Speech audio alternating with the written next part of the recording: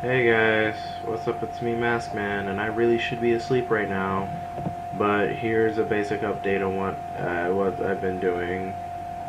I put in these things, which are universal scripts that pretty much everything's going to use is to set collisions with the any of these object walls over here. Here's the room.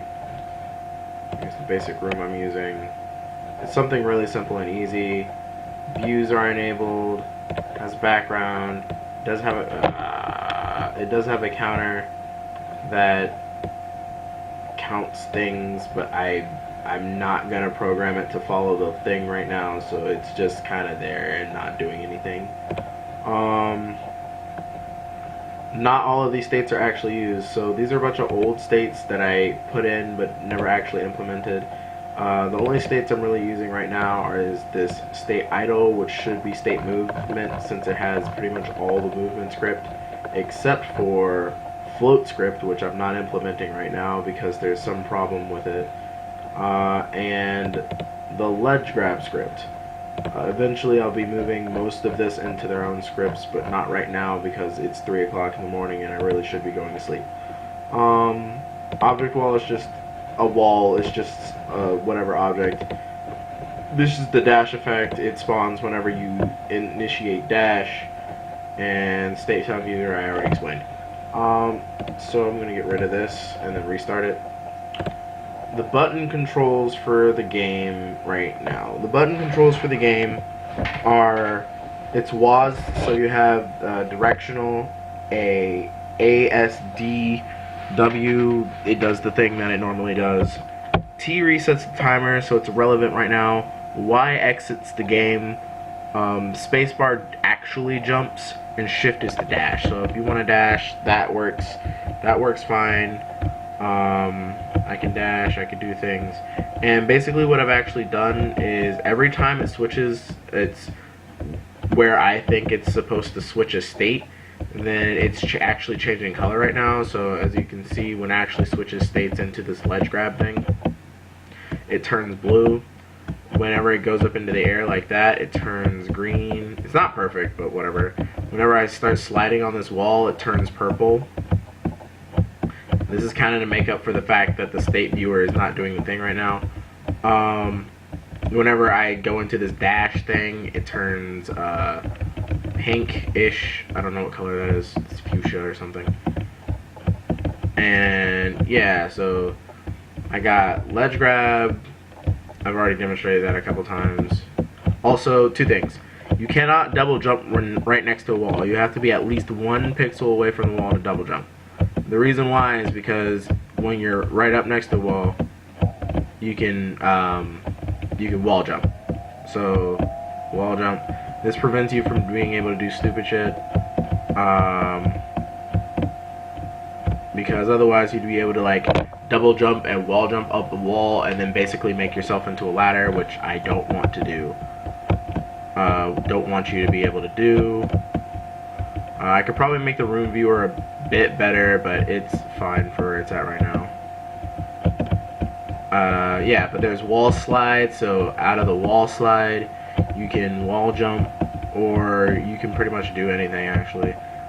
The way you wall slide is by pressing right into a wall when you're like going up to a wall, and it automatically grabs the ledge. So if you get to a point where you can grab the ledge, it will automatically grab that ledge.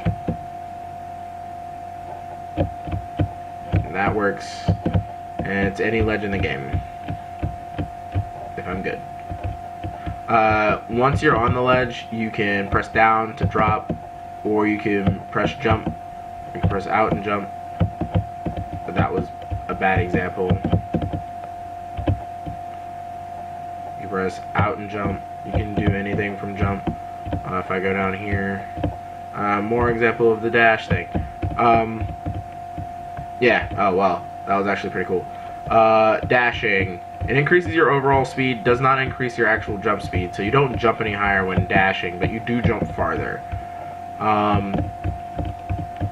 Little quick note, the dash thing you get once you in the air, you can let go of the dash key and it will retain your speed overall. And this is kind of a neat, nice bug that I'm just allowing to stay into the game. So you don't, once you're in the air, you don't have to hold the dash key in order to maintain your speed. But once you hit the ground again, in order to get your speed, you have to get the dash key. Yeah, and so I guess I can explain float. Yeah, like, you go really fast. I'm probably going to have to slow that down. But yeah. More wall jumps. Cool. I guess I can explain what's happening with the float, and if anyone has the solution, then they can show me. With the float. Alright, so I'm just going to go into everything with float's fine, right? Yeah. All the stuff in float's fine. What you're supposed to be able to do is you're supposed to be able to fast fall, you're supposed to be able to normally float, and you're supposed to be able to move left and right and stop floating whenever you let go of the up key. And the way you float is you press jump and then you hold up while pressing jump. I say a lot. Yeah, it's a habit. So let me release float. I was messing with something like can float so I could limit the number of floats. I'm actually going to get rid of that right now. That's not going to be relevant right now. So right now, I should have just commented that out. I'm still getting used to this whole coding thing. Right now is if you're in the air and you press the up key, you'll enter state float, and then you'll initiate all of this code. And then the way you get back out of float is if you air jump out of your float, you'll enter into the idle state again. However, since the idle state runs back into float, if you're holding up, it will immediately put you back in. I can do something to fix that. I'm not doing that right now. Again, it's like, I just accidentally pressed the button. It's like, whatever, 3 o'clock in the morning. I ain't doing that. I ain't having that. It's calling the inputs and collisions, and I can actually explain what's going on. So what's going on is every time float, unlike the other ones, don't use H speed as its main variable. It uses air float speed as its main variable, and that feeds into H speed. So I'm going to get to a good place where I can float and not be bothered by random stuff. I'm not frame perfect. Look at this one. Okay, so I'm going to do that. Yeah, so right now what it is every time you hit left or right, it's determining what direction you want to float. So if you run in a direction and you want to float in the backwards direction, you can't really do that right now. There were a lot of things I did over the course of tonight. Like, I've been working since like 8 o'clock. If I hold up, you float. If you hold back, you float less. If you hold forward, you float faster. And then you get that, because for some reason, it doesn't want to interact with the normal collisions, and you saw from the previous thing that it was working just fine, so I actually have to exit out because I get stuck. If I change one thing, it probably won't do it as hard. Yeah, I gotta get back to a good place to float, actually. And if only I was good at this game. If only I was good at this game that I made. Jeez.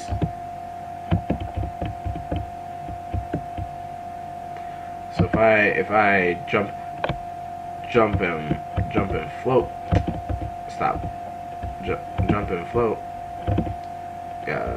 jump and float. I'm not a peach main. Jump and float. There we go. You can actually jump out of it, but as you saw, I entered the green and then entered the yellow immediately. You can actually jump cancel the float, but if you hold up, it still lets you float. So I'm thinking of doing something like maybe putting a timer on how long you're able to float, like setting it to can float, or setting can float to 0 and then activating a timer, and that timer basically puts can float back on. That's one way you could do it. Another way you could do it is just basically set flags that when you're in the middle of your jump, it won't let you float. When you're in the middle of the whatever of jump, it won't let you float. That's another way you could do it. Or you're only allowed one float for jump, or one float for aerial thing. So basically, like, you jump in the air, and once you use can float set to 0, and you won't be able to float again until you touch the ground. I don't know if I want to do that. I don't know. Whatever. So overall things about the game. This one little square isn't going to be able to do all this at the same time. Oh, that was cool. Isn't going to be able to do all this at the same time. Basically, since it's both Usagi and Coel, I almost said Parasol for some reason. Since it's Usagi and Coel, Coel is going to be able to float. Coel is also going to be able to ledge grab. Usagi cannot ledge grab. And this means, but you will be able to swap in the air, which means if you get to a point where you're just like, oh no, I'm not going to be able to get to this jump without ledge grabbing or something like that, which you should be able to do, get to this point without ledge grabbing, then you're able to cancel out your jump midair and then switch over to Coel, who can grab the ledge. I may play with that a bit, like I may say you're not able to ledge grab as Usagi with certain things, but right now what I have is that Usagi being the more mobile, because she's like a not really furry but kind of furry. I don't know. She has a double jump / triple jump.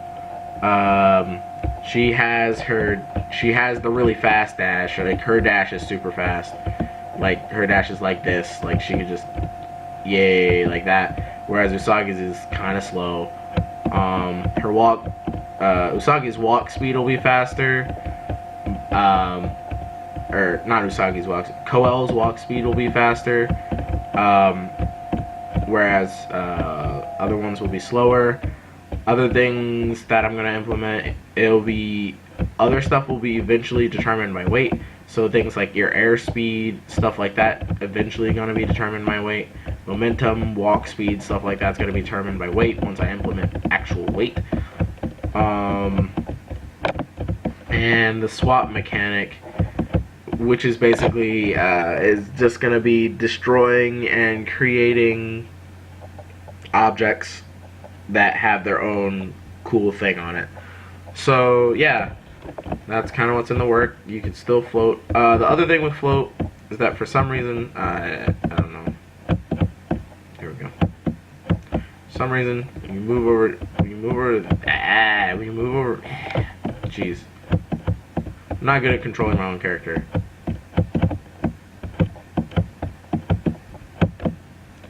You can do this when you go over that way, but for some reason when you go over to the, if your direction is minus, I'll show you guys what I'm talking about.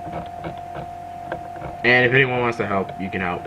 Basically, I have it so if your H speed is not 0, so if you're not standing still, it sets your it sets your horizontal speed direction to whatever sign your horizontal speed. So it will be -1 if you're going left and 1 if you're going right, because XY coordinate planes. We've all done math. This code is wrong, so don't pay attention to that.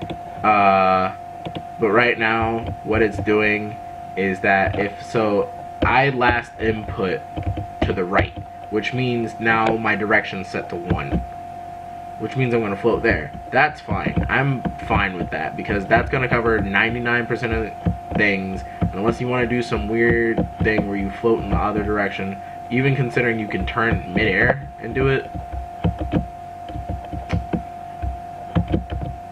You can turn midair and do it. It's hard, but you can. You can do it like on the same frame or whatever. Like that. It's going to cover the great majority of your situations. One problem I am having though is that for some reason when you set it to positive, so if you set it to positive direction, do that, it doesn't let you go left and right. Am I stuck? I'm stuck. Of course I'm stuck. But if you go to the left, which is the negative direction, you can. I could probably math that out and actually figure out what's doing what.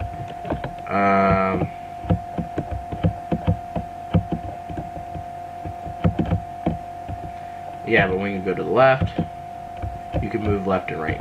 Fine. Granted, you move to the left a lot. You move to the opposite direction a lot slower, which also I'm fine with, because this game is really about moving forward. You got momentum, and Usagi's more the speed run. Let me momentum boost. Let me do the dash speed thing. Let me do that stuff, and Coel is gonna be the more tanky. Let me tank this damage and stuff like that. So, I guess if you want super platformer girl, then that's gonna be Usagi. I want to grab this ledge. Yeah, there we go. That's gonna be Usagi, and if you want tanky girl, that's gonna be Coel. Yeah, that's what I have right now. I don't know if I mentioned this before. I might be repeating myself. Oh, also, if you are right up against the wall like this, you can't double jump either. That's kind of a side benefit, whatever, but you still can wall jump. So it's the thing. So yeah, from a ledge. Wow, I can't believe I didn't grab ledge. From a ledge, you can either drop down by pressing down, or you can either jump by pressing jump. You can jump in place like this. And stuff like that. One real kind of cool thing that I thought was nice is that because you can press down and then immediately press right, you can kind of stall yourself for a wall jump like that. And then go into dash speed and have fun. So yeah.